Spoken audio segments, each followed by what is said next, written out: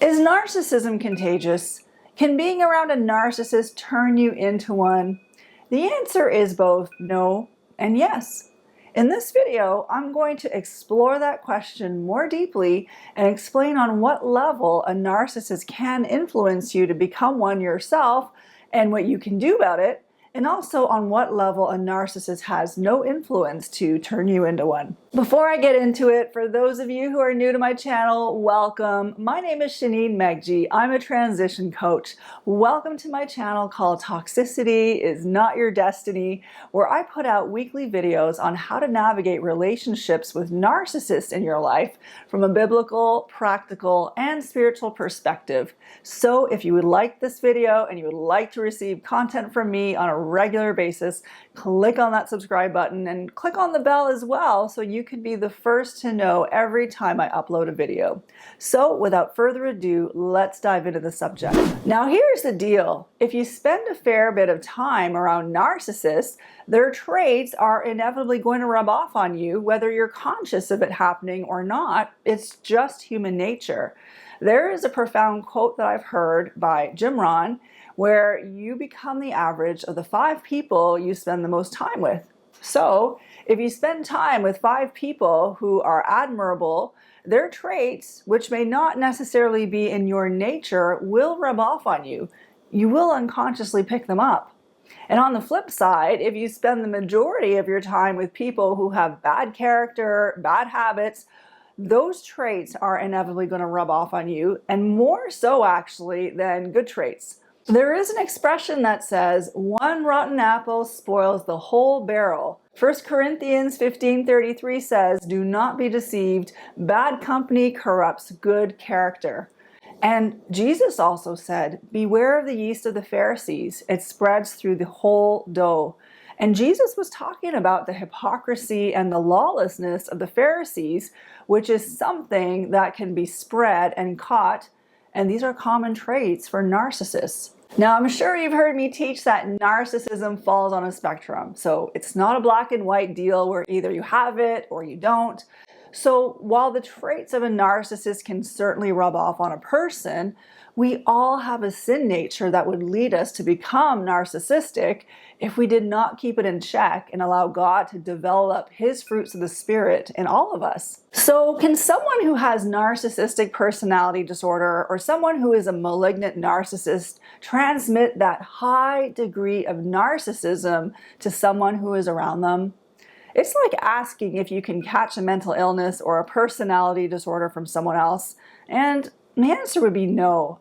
That level of pathological behavior is really linked to trauma in infancy. A lot of research explains this, and some research has said that narcissism is a defense mechanism from post-traumatic stress. So you don't just catch a mental illness or a personality disorder or someone else's defense mechanism to deep stress because you hang around someone who has it. However, you can catch the traits of a narcissist and develop a narcissistic personality style by being around someone who operates that way. It's like the traits of a narcissist are like seeds in the wind, getting blown here and there, that can easily land in the soil of your heart. How and if those seeds take root within you really depends on your heart and your level of resistance. But as per many of the idioms and the verses I've expressed, it's quite a losing battle because those seeds are actually like weeds that don't require much to take root and take over the fertile soil in your heart that would have alternately been used to support a growing harvest of virtues in yourself. So rather than the nutrients of that soil supporting your personal growth, you're having to continuously protect your heart and the nutrients in the soil of your heart from being hijacked by the weeds of narcissism and having to pluck them out. And that's what it's like to be around a narcissist and how you have to ward off their traits from penetrating you. One of the ways a narcissist can influence you to become like them is through their subtle and not so subtle attempts to conform you into their image and to empty you of yourself. So they gaslight you, which means that they impose their version of reality onto you. And if you start doubting yourself and questioning yourself and your ability to judge and ability to discern, and you instead defer always to the narcissist because they argue their points so well and they seem so confident, Well, this kind of continuous dynamic can lead you to become self-deceived and deluded. So if you have bought into the narcissist's lies, they can brainwash you and they can make you an extension of them without you even realizing what is going on. It happens very slowly and subtly. You turn into someone who does their bidding for them. So you yourself don't actually become a narcissist, but a narcissist can cause you to be emptied of yourself to the degree that everything you do and say becomes more and more a reflection of the narcissist in your life.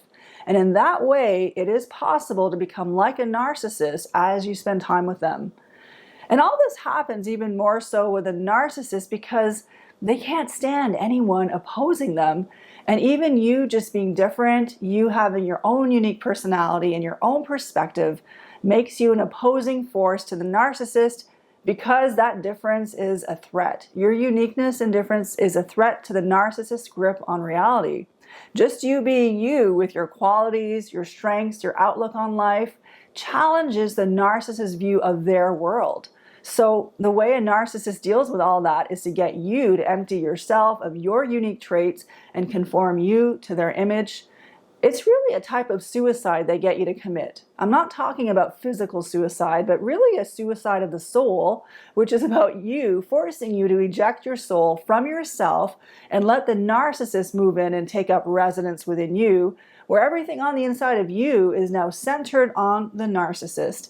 And you're not part of that equation because in their world, you don't exist, and they get you to believe that you don't exist. Here's a second dynamic that happens in a relationship with a narcissist where you could be influenced to take on a narcissistic personality. You may by nature be a compassionate, empathetic, caring person, believing the best about others, having a positive outlook on life, but we all do have a sin nature, and there are aspects of narcissism dormant inside every one of us. So the narcissism can bring out narcissism in you by exploiting the aspects of narcissism that are latent in you. Unless you deal with your own narcissism, a narcissist is an agent that will seek to awaken that narcissism inside of you, which can grow and take on a life of its own. For example, if you have a need for admiration, affirmation, recognition, or attention, a narcissist will be able to smell that in you and love bomb you that way so that those things meet the needs inside of you. And when the narcissist senses that they have met that need, then they will shift and start tearing you to pieces and begin to use you to do their bidding, which means that they use you to devalue or gaslight or confront or shame the people that they consider to be their enemies or opponents. So in other words, the narcissist metes out their abuse through you or others by making you an extension of them while you are also their victim. And that is probably the worst place to be, because in reality, you are just as much a victim as the people the narcissist urges you to devalue and confront. And yet you are perceived by those people as a partner in abuse with the narcissist. So it's a really, really rough place. So a narcissist can draw out narcissism in you by the way that they love bomb you, by rewarding some of the darker aspects of your personality and drawing them out of you, because these things help a narcissist fulfill his or her ultimate agenda. One of the things is that a narcissist metes out their abuse through their inner circle of people, and they feed into the things that make people feel significant, grandiose, or feed into some need for personal gain, or even some sort of supply of recognition. So a narcissist turns you into one by making you an extension of them in that way, by getting you to buy into their reality and by triangulating you against others. So how can you guard against becoming narcissistic or becoming the narcissist's instrument to abuse others and thereby being perceived as a narcissist? It is so important to come to a place in your spiritual journey where people's thoughts towards you don't bother you, or the way that people see you don't bother you, including the narcissist. An important milestone for healing in your spiritual journey is coming to a place where you are so secure, where people's thoughts towards you or their misunderstandings of you don't bother you, including the narcissist. You are so secure in who you are, and you are so well fed by God that the appetizers and the foods that the narcissists offer you are not a draw for you. You can be complimented and flattered to the moon and back, and it doesn't have any power to inflate your ego or put you in such a high state Or you can be insulted and put down to the moon and back, and it doesn't faze you. It doesn't bring you down. It's like compliments and insults just don't hold much water for you. All you really care about is God's assessment of you. And this makes you immune to the valuing and devaluing of the narcissist. You have your own inner moral compass from God to do what is right and to know what's wrong, and you're not governed by the narcissist's outbursts of rage or contempt. You fear God more than you fear a narcissist. It may seem like the narcissist holds a lot of power to pull strings in your life, but just know that no matter how much control they have, it is all a big fat lie. At the end of the day, it is God who promotes one and lowers another. Psalm 75:7 says, "But it is God who judges. He brings down one and he exalts another." If you read Psalm 73, and I'll just explain it in a nutshell, the psalmist is feeling disheartened because those who are proud and arrogant are always succeeding. They're always getting away with it on the earth. There doesn't seem to be justice. But just know that is not always going to be that way. It's not always going to be like that. A narcissist will face the consequences of his or her evil actions. God is a God of justice, and it is always better to trust in the Lord than to trust in the power of the narcissist, whether they can harm you or promote you, because your destiny at the end of the day is in God's hands. If you have strayed from God and you got involved in a wrong partnership with a narcissist, don't believe the lie that you have to continue taking matters into your own hands and that you are in far too deep.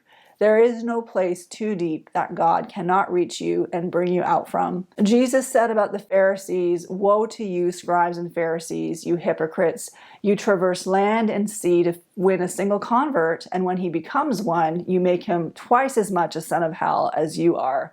Matthew 23:15. Well, that is what narcissists also do to their victims. Many of their victims are forever on the swinging pendulum of being a victim of narcissistic abuse and also the narcissist partner of abuse without realizing it, until, of course, they are awakened to what is really happening and they get off that nauseating ride once and for all and break from the narcissist. When you leave a narcissist or go no contact with him or her, it really forces you to go through a detox, a much needed detox from the lies that you have believed and internalized. And when that happens, you slowly and surely adjust and you shift and you eventually become yourself.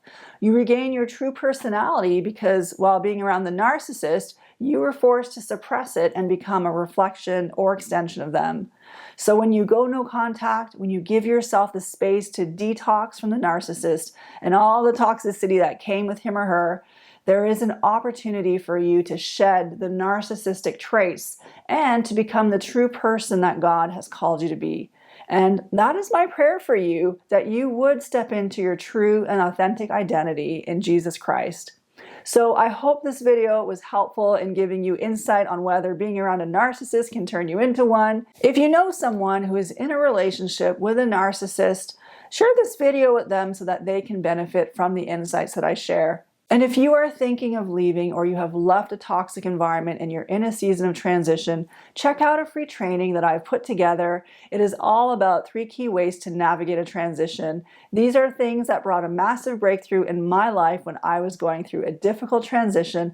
I have included the link in the description below. If you would like to see more content from me and have not subscribed yet, click on that subscribe button and click on the bell so that you can get the alerts, because every single week I will be posting a new video to empower you in navigating toxic relationships in your life. And if you like the video, please also give it a like. This just helps me to know what kind of content you like. And if you have suggestions of other topics you would like me to cover, feel free to drop your ideas in the comment section. And this brings me to the end of my video. Thank you so much for watching. I appreciate you. I look forward to seeing you in the next video. Take care.